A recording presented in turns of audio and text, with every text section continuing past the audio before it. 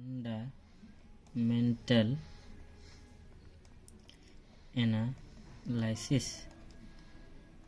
इस एनालिसिस में दोस्तों हम देखते हैं कि हम किसी भी चीज़ में अगर इन्वेस्टमेंट करना चाहेंगे तो हम कैसे इन्वेस्टमेंट करें, कैसे समझेंगे कि हम इस किसी भी कंपनी में इन्वेस्टमेंट कर रहे हैं। तो दोस्तों ये फंडामेंटल का पार्ट 2 वीडियो है, यानी कि फंडामेंटल जो हम एनालिसिस देखिए पहला वीडियो में, उसमें देखिए कि हम कैसे करके फंडामेंटल एनालिसिस करते हैं। हम ये समझ गए कि किसी भी कंपनी में इन्वेस्टमेंट करने के लिए FII और DII दोनों को मिला के 25% होना चाहिए। इससे नीचे का हो तो हम उसमें हम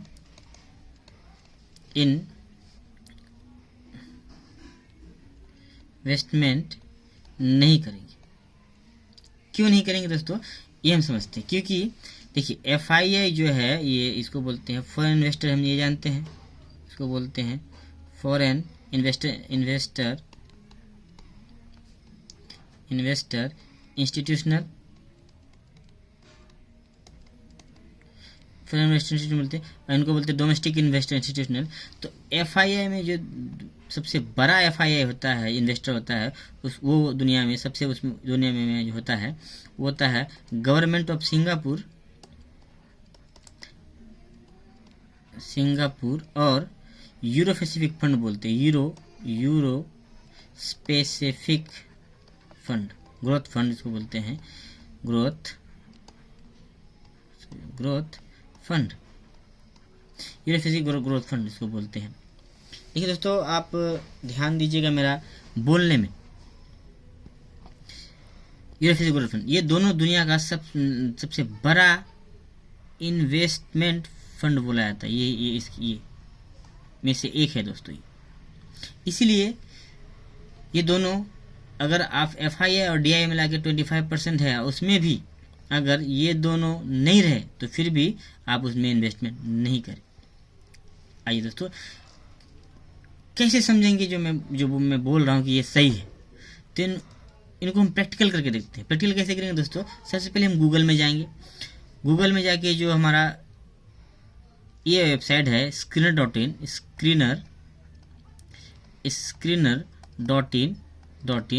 गूगल में जाके हम सर्च करेंगे। उधर सर्च बार जो आएगा उसमें हम किसी भी कंपनी में डालेंगे, जो कंपनी जैसे कि जो भी कंपनी बड़ा कंपनी से लेके छोटा कंपनी तक, बड़ा कंपनी से लेके छोटा तक, तब हम समझेंगे कि कैसे करके जो मैं बोल रहा हूँ ये सच है।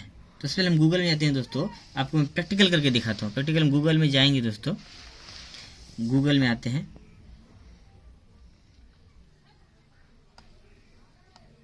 गूगल में जाने के बाद दोस्तों हम जाएंगे screener.in वेबसाइट में। screener.in वेबसाइट में ये खुलेगा, हमको उसका पहला ये खोलेंगे। जैसे आएंगे दोस्तों, इसमें आ गया आपका कंपनी, कोई भी कंपनी का नाम इधर डालते हैं। जैसे कोई भी कंपनी का नाम डालते हैं, इधर मान लीजिए दोस्तों हम किसी भी कंपनी का, निफ्टी 50 का ही कोई कंपनी हो या कोई भी कंपनी हो, तो निफ्टी का कोई भी कंपनी, जैसे कि हम डालते हैं कि अडानी हो, कोई भी हो, जैसे कि जियो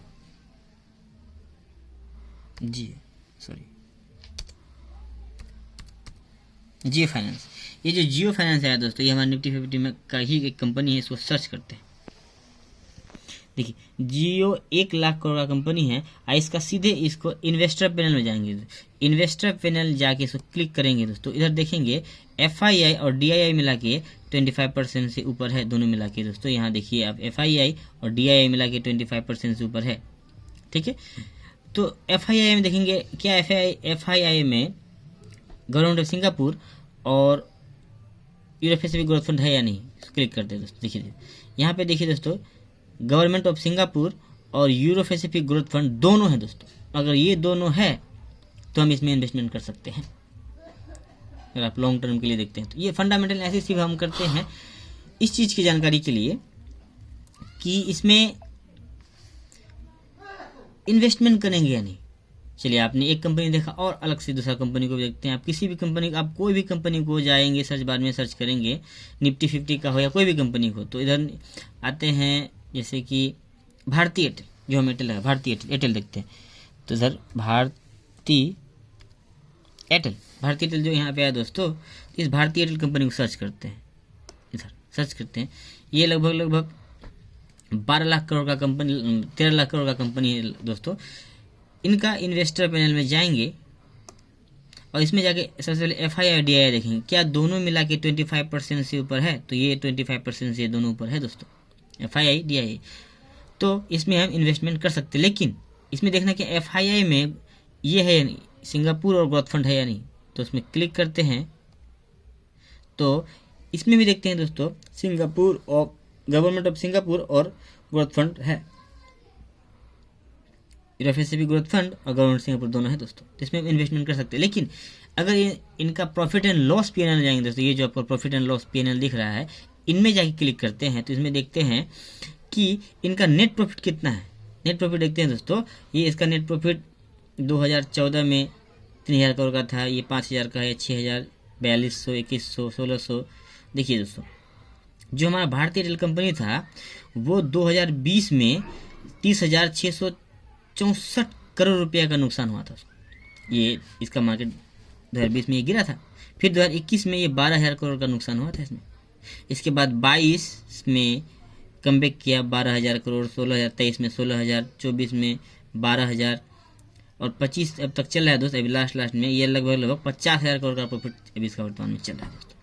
तो इससे हम जाने क्या, किसी भी कंपनी में इन्वेस्टमेंट कैसे किया जाता है उनके बारे में, कि FII DII मिला के 25% होना चाहिए। लेकिन FII में जो दुनिया का सबसे बड़ा ग्रोथ फंड में से जो फंड है वो सिंगापुर और यूएस पैसिफिक जो है दोस्त वो होना चाहिए। अब जाते हैं किसी पेनी स्टॉक में, जो आपका पेन, जैसे कि हम वोडाफोन आइडिया में जाते हैं दोस्तों, आइडिया में इधर हम लिखते हैं दोस्तों आइडिया,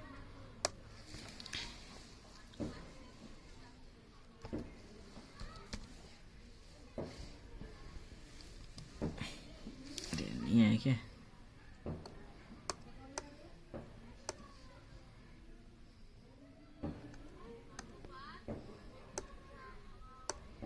हमारा जो आइडिया ये कंपनी है दोस्तों, आइडिया फोन बोनाफाइड लिमिटेड जो मर्ज कंपनी है, इसको हम टच करते हैं। ये भी 12 रुपये का स्टॉक, जो हमको पेनी स्टॉक बोलते हैं, इसमें इन्वेस्टमेंट करना चाहिए या नहीं इसको हम पता करते हैं दोस्तों।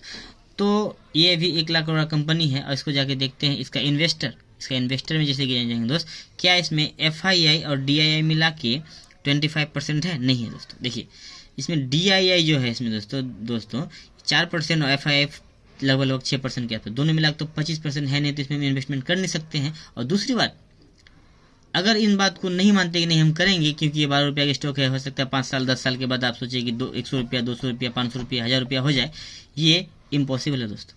कैसे समझेंगे, इसलिए समझते हैं, अगर इसमें जो हमारा देश का जो बड़ा इन्वेस्टर है या फॉरेन का इन्वेस्टर वो इंटरेस्टेड नहीं है इस कंपनी में अपना पैसा इन्वेस्टमेंट करने के लिए, तो कंपनी ऊपर कैसे जाएगी।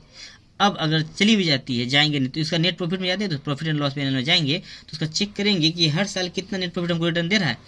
तो ये कंपनी 2014 में 3,000 करोड़, 15 में 4,000 करोड़, 5,000 करोड़ के आसपास में, फिर 16 में 4200 करोड़। इसके बाद ये कंपनी हर साल लॉस में दोस्तों, देखते जाओ, देखिए 18 में 6,000 करोड़, 19 में 18,000 करोड़, 20 में 61,000 करोड़, 21 में 44,000 करोड़ का नुकसान घटा।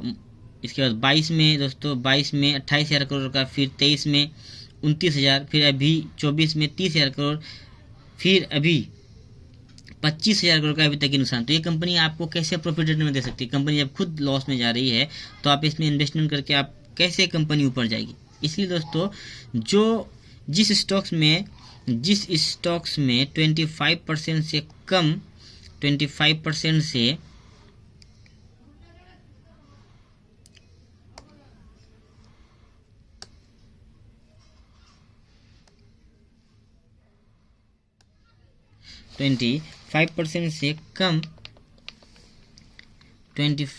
से अगर कम FII और DII रहे तो हम उसमें इन्वेस्टमेंट नहीं करेंगे, चाहे वो कितना भी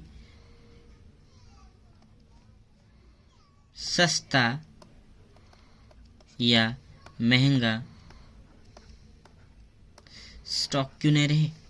इसलिए हम फंडामेंटल एनालिसिस को पढ़ते हैं। फंडामेंटल एनालिसिस इन्वेस्टमेंट के लिए ज़्यादातर देखा जाता है, लेकिन अगर हम ट्रेड करेंगे, लेकिन इसमें भी इन्वेस्टमेंट करने के लिए हमको टेक्निकल का जरूरत पड़ता है।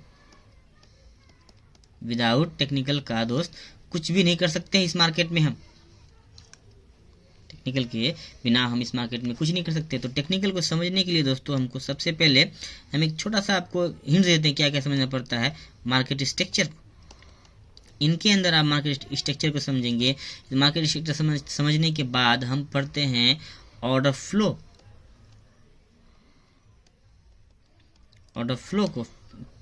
को फिर पढ़ते हैं दोस्तों ऑर्डर ब्लॉक को, फिर पढ़ते हैं लिक्विडिटी को।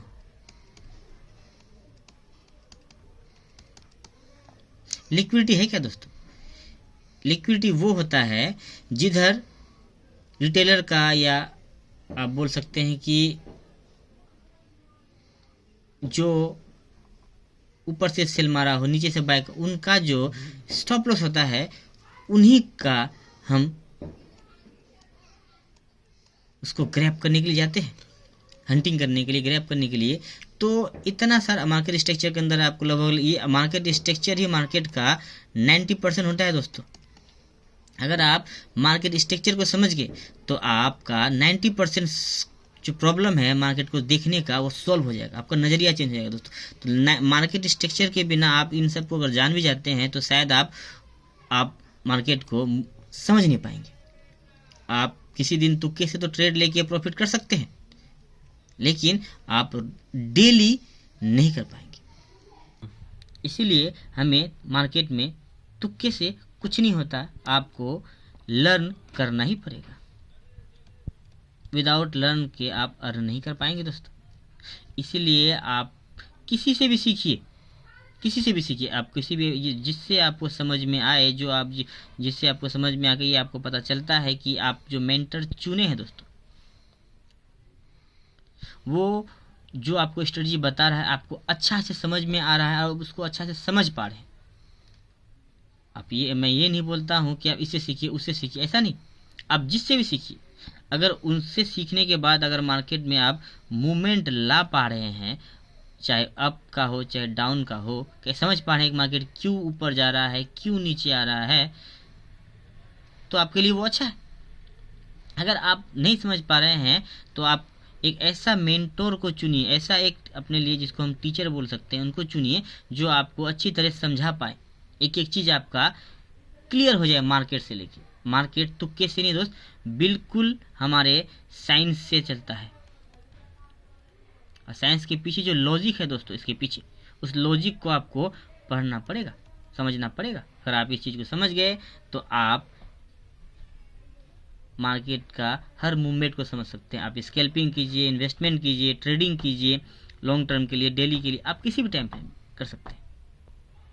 इसीलिए आपको लर्न ही करना पड़ेगा, लर्न के बिना कुछ नहीं है। तो अगर आप फंडामेंटल समझ भी गए तो आपको टेक्निकल को समझना पड़ेगा। टेक्निकल के अंदर में इतना सारा चीज़ आता है दोस्तों। अगर आप इतना चीज़ को समझ लिए तो आप मार्केट के बारे में, मार्केट के बिहेवियर को समझ सकते हैं।